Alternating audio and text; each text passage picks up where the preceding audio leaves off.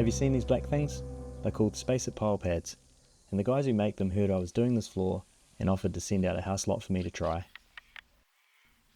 The SpaceIt Pile Pads support and keep the timber pile 100mm off the bottom of the hole, guaranteeing you achieve the recommended clearance without the effort or time spent having to suspend the pile, and it stops the bottom from moving. The piles are structural grade timber, H5 pressure treated with copper chrome arsenic for in-ground use. They don't require any additional coating and are embedded directly into the concrete. It's important to use a factory edge into the ground as opposed to a cut end because of deeper preservative penetration into the end grain.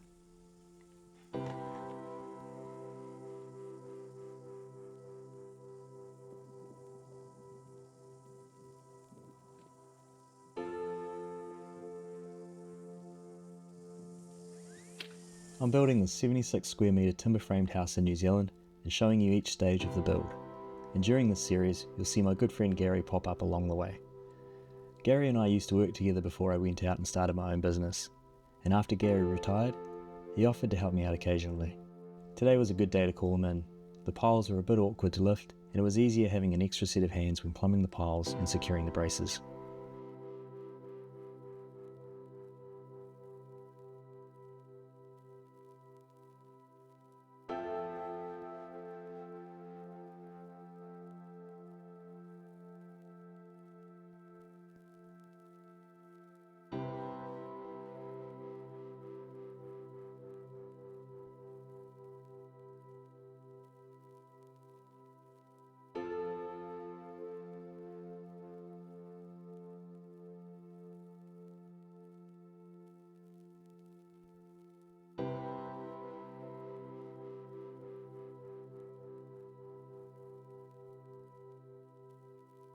We soon locked into a rhythm.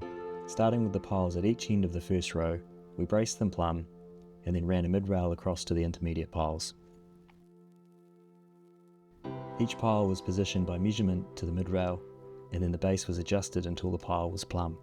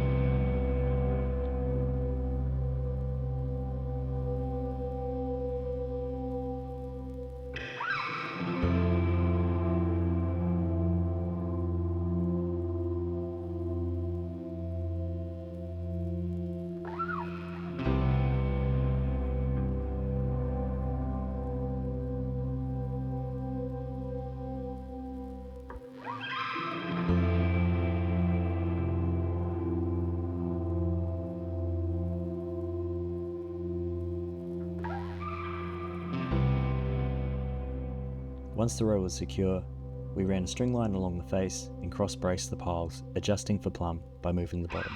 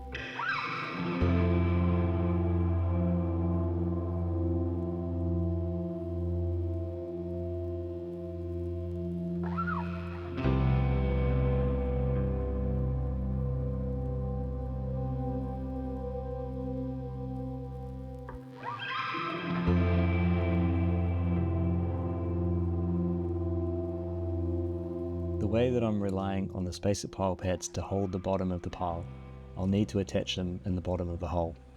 Problem is, these holes are 1.5 meters deep. My hack for this was to use a length of aluminium tube about 2 meters long and rest it on the base. I then dropped a 6-inch flathead nail down through it, and then I used a length of 12mm rebar longer than the tube as a ram to drive the nail through the base and into the ground. I did this twice for each pile pad, locking them into position.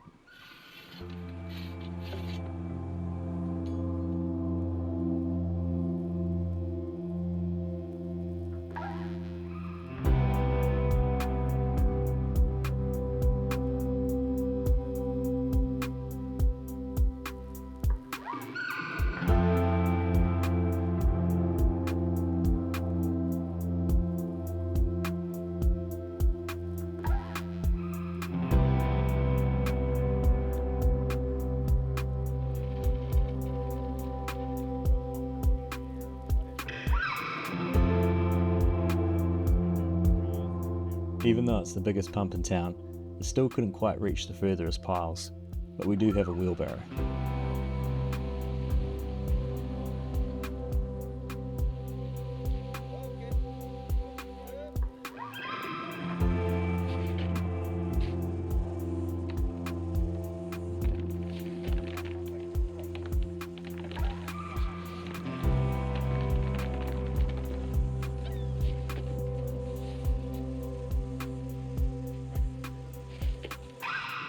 As a cautious approach, we didn't fill the holes right up to the top, in case I hadn't calculated the concrete quantity correctly.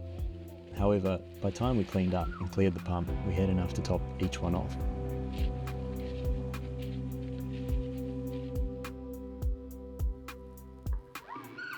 I hope you've enjoyed each stage of this build so far. Next time, I go all out with a big episode building the rest of the floor.